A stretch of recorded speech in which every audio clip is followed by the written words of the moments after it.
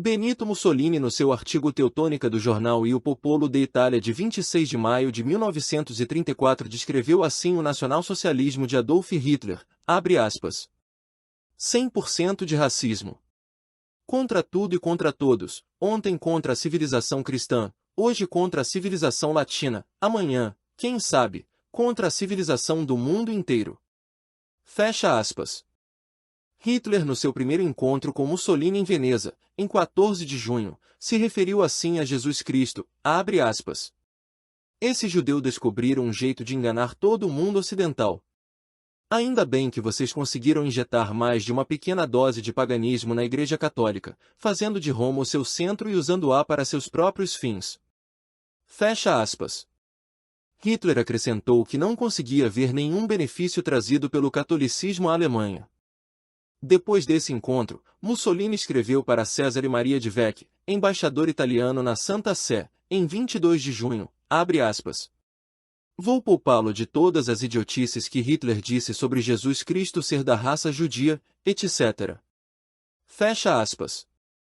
Mussolini, numa conversa com Constantin von Neurath, ministro das Relações Exteriores do Terceiro Reich, em 4 de maio de 1937, lhe advertiu que o conflito com a Igreja Católica prejudicava a reputação do Terceiro Reich.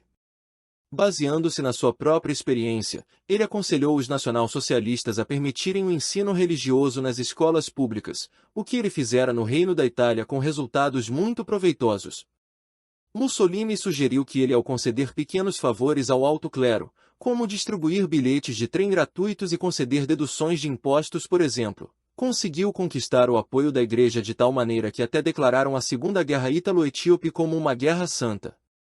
Mussolini, numa conversa com Joachim von Ribbentrop, ministro das Relações Exteriores do Terceiro Reich, em 28 de outubro de 1938, lhe disse que a batalha dos nacionalsocialistas contra a Igreja era um grande obstáculo a uma aliança militar entre Roma e Berlim, pois enfraquecia o apoio popular italiano.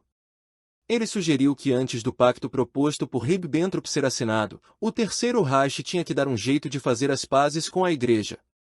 Mussolini lhe disse que se eles chegassem a esse acordo, a aliança com os nacionalsocialistas se tornaria muito popular entre os italianos.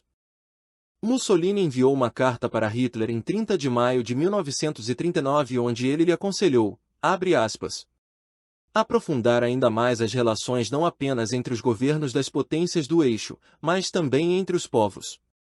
Para esse propósito, uma detente nas relações entre a Igreja Católica Romana e o nacionalsocialismo seria, sem dúvida, benéfica, e também é muito desejada pelo Vaticano. Fecha aspas.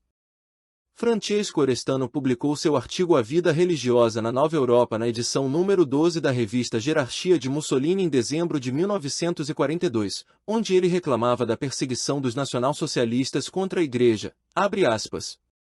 Então, se na Alemanha se expressaram não esporadicamente, mas organicamente dentro do movimento nacional-socialista correntes relevantes de pensadores e programas, num sentido nitidamente religioso e anticristão, estas manifestações devem ser levadas a sério e cuidadosamente consideradas. Fecha aspas. Joseph Goebbels no seu diário reclamou, abre aspas. Rivoluzione Fascista, Siena, periódico pertencente a um neto do Duce, Vito Mussolini, publicou um artigo contra a nossa concepção religiosa nacional-socialista.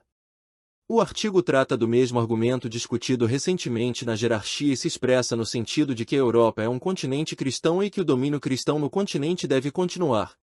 É evidente que os italianos estão tentando, através dos seus periódicos, reivindicar a supremacia espiritual na Europa, dado que a supremacia militar e política lhes escapou das mãos. Não leve em conta este artigo em nossos comentários. Teremos que esperar por uma oportunidade mais favorável. Com toda a probabilidade, poderemos abordar a questão da Igreja abertamente só depois da guerra. Fecha aspas. Roberto Farinati escreveu uma carta para Hitler em 4 de março de 1943, onde ele trata da situação das igrejas no Terceiro Reich, abre aspas.